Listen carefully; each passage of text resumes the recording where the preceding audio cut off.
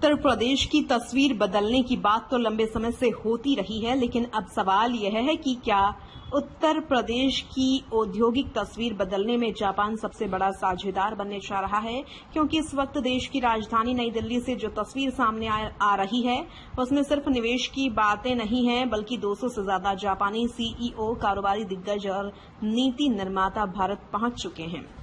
सामने है UP Japan investment meet 2026। एक तरफ मुख्यमंत्री योगी आदित्यनाथ, दूसरी तरफ जापान की बड़ी कंपनियों के शीर्ष अधिकारी।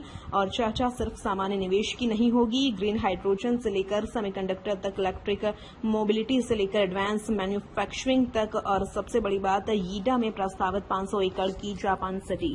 लेकिन इस पूरी कहानी का सबसे बड़ा हिस्सा शायद वह है जो कागज पर प्रस्ताव से आगे बढ़कर जमीन पर उतरने की तैयारी में है। क्योंकि एस्कॉर्ट्स, कुबोटा और मिंदा कॉरपोरेशन की कुल 3,191 करोड़ की परियोजनाओं की वर्चुअल ग्राउंड ब्रेकिंग होने जा रही है। तो आखिर जापान की नजर उत्तर प्रदेश पर क्यों है? क्या यूपी आने वाले वर्षों में जापानी कंपनियों का सबसे बड़ा मैन्युफैक्चरिंग हब बनने जा रहा है? और क्या यह साझेदारी उत्तर प्रदेश के $1 ट्रिलियन इकोनॉमी के लक्ष्य को नई रफ्तार दे सकती है? आइए पूरी तस्वीर समझते हैं। नई दिल्ली में भारत और जापान के बीच आर्थिक और औद्योगिक रिश्तों को नई दिशा देने वाला बड़ा अध्याय शुरू हो चुका है। 18 से 23 अगस्त तक चलने वाले यूपी जापान इन्वेस्टमेंट मीट 2026 में जापान के 200 से अधिक उद्योगपति, सीईओ, बिजनेस लीडर्स और नीति निर्माता हिस्सा ले रहे हैं। जापानी प्रतिनिधिमंडल का नेतृत्व यामानाशी प्रीफेक्चर के गवर्नर कोटारो नागासाकी कर रहे हैं। नई दिल्ली में जापानी प्रतिनिधिमंडल के सम्मान में आयोजित स्वागत रात्रि भोज के साथ 5 दिवसीय कार्यक्रम की शुरुआत हुई। इस दौरान केंद्रीय वाणिज्य एवं उद्योग मंत्री पीयूष गोयल और मुख्यमंत्री योगी आदित्यनाथ ने यामानाशी के गवर्नर कोटारो नागासाकी का स्वागत किया। अब यहां समझना जरूरी है कि यह सिर्फ एक निवेश सम्मेलन नहीं है।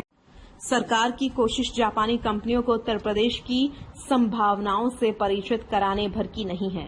लक्ष्य है निवेश आए, तकनीक आए, मैन्युफैक्चरिंग बढ़े, रोजगार पैदा हो और जापान के साथ दीर्घकालिक औद्योगिक साझेदारी बने। यानी इस बार फोकस इन्वेस्टमेंट अनाउंसमेंट से इन्वेस्टमेंट एग्जीक्यूशन तक पहुंचने का है। बुधवार को नई दिल्ली के ताज पैलेस के दरबार हॉल में high level CEO round table session आयोजित होगा। मुख्यमंत्री योगी आदित्यनाथ जापानी कंपनियों के उत्तर प्रदेश में कार्यरत सीईओ को सम्मानित करेंगे। इसके बाद उत्तर प्रदेश की औद्योगिक और इंफ्रास्ट्रक्चर प्रगति पर वीडियो प्रस्तुत होगी। मुख्यमंत्री की अध्यक्षता में होने वाली इस बैठक में जापान और जापान से जुड़ी प्रमुख कंपनियों के शीर्ष अधिकारी हिस्सा लेंगे और यहां चर्चा होगी उन सेक्टरों की जो आने वाले समय में उत्तर प्रदेश की औद्योगिक अर्थव्यवस्था का चेहरा बदल सकते हैं।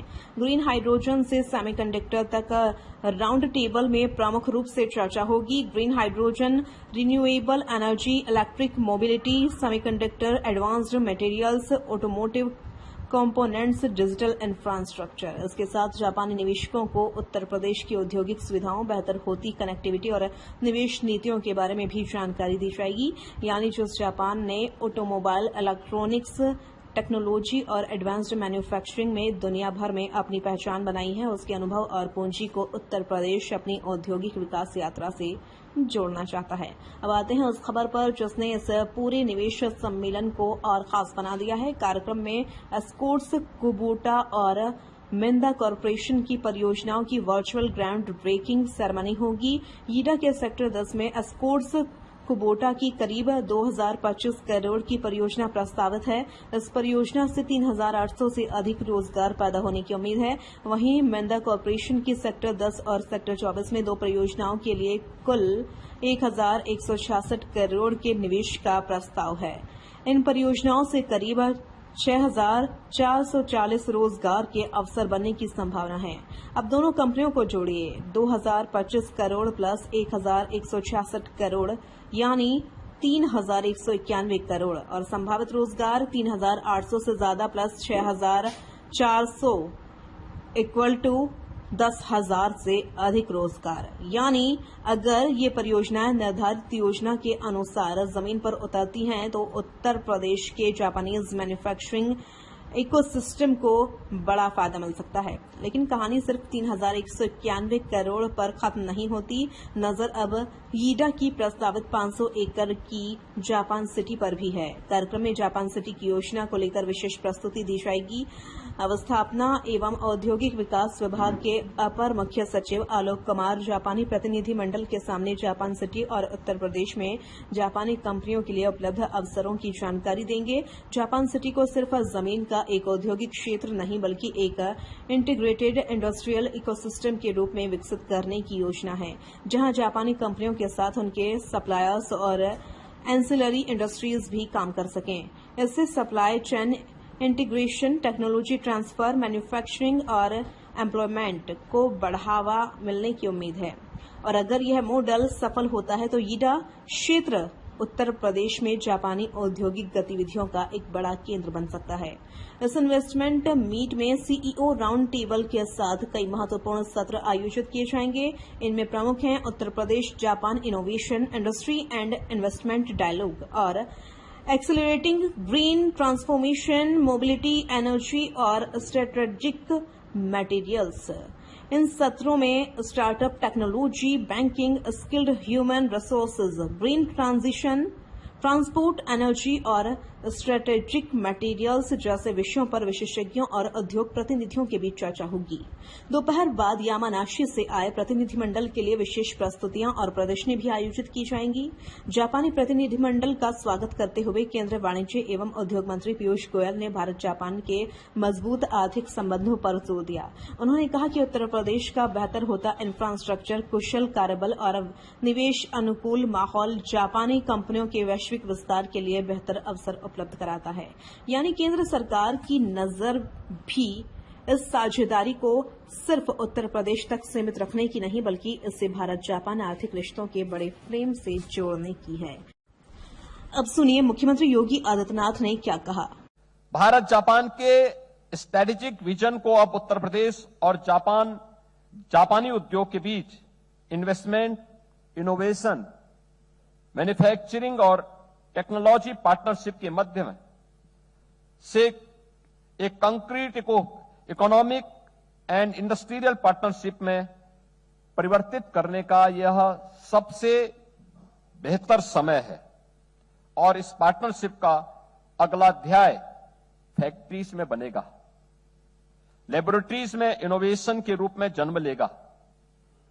हमारे यूनिवर्सिटीज में इसका टैलेंट तैयार होगा और ग्लोबल सप्लाई चेन के माध्यम से यह दुनिया तक पहुंचेगा।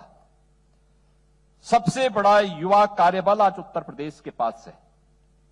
हमारे युवा स्किल्ड हैं, टैलेंटेड हैं।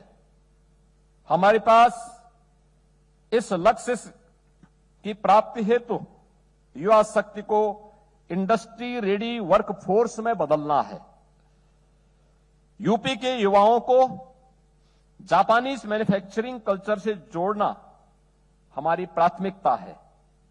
जापान की मैन्युफैक्चरिंग एक्सीलेंस और यूपी की यंग फोर्स से एक नया स्किल इकोसिस्टम तैयार हो सकता है, जिसमें काइजेन, 5S, लीन manufacturing, robotics, automation, precision engineering जैसे जापानी औद्योगिक उत्कृष्टता की तकनीकों को युवाओं के प्रशिक्षण से जोड़ा जा सकता है।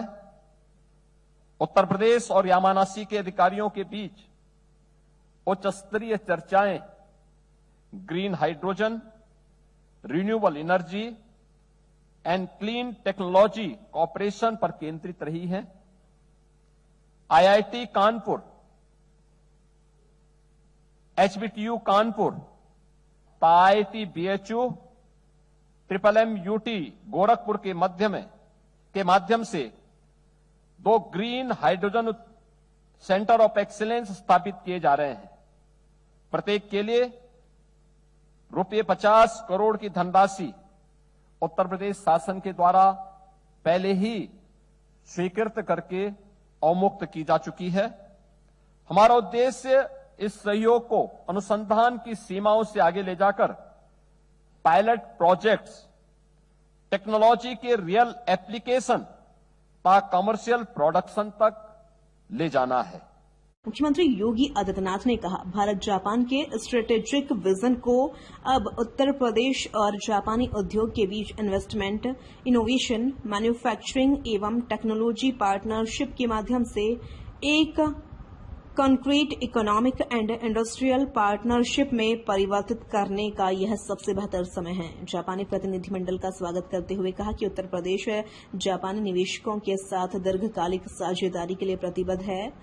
सीएम के मुताबिक विश्व स्तरीय इंफ्रास्ट्रक्चर, कुशल प्रतिभा और निवेश अनुकूल नीतियां जापानी कंपनियों को प्रदेश में निवेश, विस्तार और रोजगार सृजन के लिए मजबूत आधार देती है। मुख्यमंत्री ने साझेदारी को उत्तर प्रदेश को $1 ट्रिलियन की अर्थव्यवस्था बनाने के विजन से भी जोड़ा। उनका कहना है कि मैन्युफैक्चरिंग और टेक्नोलॉजी बेस्ड डेवलपमेंट में जापान की महत्वपूर्ण भूमिका हो सकती है। जापानी प्रतिनिधिमंडल का नेतृत्व कर रहे यामानाशी प्रीफेक्चर के गवर्नर कोटारो नागासाकी ने भी उत्तर प्रदेश के साथ साझेदारी को महत्वपूर्ण बताया। उन्होंने कहा कि यह यात्रा यामानाशी और उत्तर प्रदेश के बीच आर्थिक और संस्थागत संबंधों को मजबूत करने में मदद करेगी। उन्होंने विशेष रूप से स्वच्छ ऊर्जा, तकनीक, कौशल विकास और पर्यटन के क्षेत्रों में सहयोग की संभावनाओं पर जोर दिया। अब आपको पूरे कार्यक्रम की टाइमलाइन भी बता दें। 18 से 23 अगस्त तक यह कार्यक्रम नई दिल्ली, लखनऊ, आगरा, ग्रेटर नोएडा और वाराणसी में आयोजित किया जा रहा है और इसका मुख्य आयोजन 21 अगस्त को लखनऊ में होगा। यहां G2B और B2B सेशंस होंगे। इसमें manufacturing, automobile, semiconductor, green energy, digital infrastructure, skill development और टूरिज्म प्रमुख सहयोग क्षेत्र होंगे।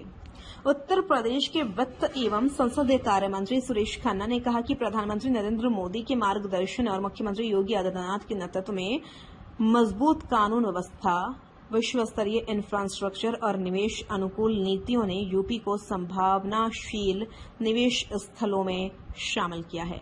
उन्होंने कहा कि जापान अब उत्तर प्रदेश की विकास यात्रा में सिर्फ निवेशक नहीं बल्कि दीर्घकालिक और रणनीतिक साझेदार के रूप में आगे बढ़ रहा है। नई दिल्ली के ताज पैलेस में आयोजित कार्यक्रम में उन्होंने कहा कि भारत और जापान के रिश्ते साझा मूल्यों, समान दृष्टिकोण और परस्पर प्राथमिकताओं के आधार पर लगातार मजबूत हो रहे हैं। उन्होंने कहा कि जापान से आए बड़े प्रतिनिधिमंडल की भागीदारी इस बात का संकेत है कि उत्तर प्रदेश के प्रति जापानी उद्योग जगत का भरोसा बढ़ रहा है। सुरेश खन्ना ने यूपी की कुछ प्रमुख ताकतों का भी जिक्र किया। मजबूत कानून व्यवस्था, बेहतर कनेक्टिविटी, विशाल उपभोक्ता बाजार, कुशल मानव संसाधन, नीति आधारित सुशासन और तेजी से विकसित होता इंफ्रास्ट्रक्चर। उन्होंने कहा कि निवेश मित्र जैसी व्यवस्थाओं ने कारोबार की राह आसान की है और निवेश प्रस्तावों को धरातल पर उतारने की प्रक्रिया को गति दी है। सुरेश खन्ना के मुताबिक मुख्यमंत्री योगी आदित्यनाथ की जापान यात्रा से दोनों पक्षों के बीच औद्योगिक और संस्थागत संवाद को नई गति मिली। अब green hydrogen, automobile, advanced manufacturing, technology, innovation और हेल्थ केयर जैसे क्षेत्रों में नई संभावनाएं सामने आ रही हैं। सरकार का साफ संदेश है, जापान को सिर्फ निवेशक नहीं बल्कि विकास का रणनीतिक साझेदार बनाना है। तो कुल मिलाकर कहानी सिर्फ एक इन्वेस्टमेंट समिट की नहीं है, कहानी है 200 से ज्यादा जापानी सीईओ की मौजूदगी की, 3191 करोड़ की परियोजनाओं की, 10,000 से ज्यादा संभावित रोजगार की, यीडा की 500 एकड़ जापान सिटी की और उस साझेदारी की जिसके जरिए उत्तर प्रदेश जापानी तकनीक, पूंजी और मैन्युफैक्चरिंग एक्सपर्टाइज को अपने विकास मॉडल से जोड़ना चाहता है। अब असली परीक्षा होगी घोषणाओं को जमीन पर उतारने की, क्योंकि निवेश सम्मेलन में मंच से कही गई बातें तभी बड़ी कामयाबी बनेंगी जब वे फैक्ट्री के निर्माण, मशीनों की स्थापना, उत्पादन शुरू होने और युवाओं को रोजगार मिलने तक पहुंचेंगी। फिलहाल संकेत बड़े हैं, जापान की दिलचस्पी बड़ी है और उत्तर प्रदेश की उम्मीद भी बड़ी है। क्या जापान यूपी के औद्योगिक विकास का अगला बड़ा साझेदार बनेगा? क्या यीडा की जापान सिटी उत्तर प्रदेश को जापानी मैन्युफैक्चरिंग का नया हब बनाएगी? और क्या 3191 करोड़ की परियोजनाएं भविष्य में इससे भी बड़े निवेश का रास्ता खोलेंगी? इन सवालों के जवाब आने वाले दिनों में तस्वीर को और साफ करेंगे।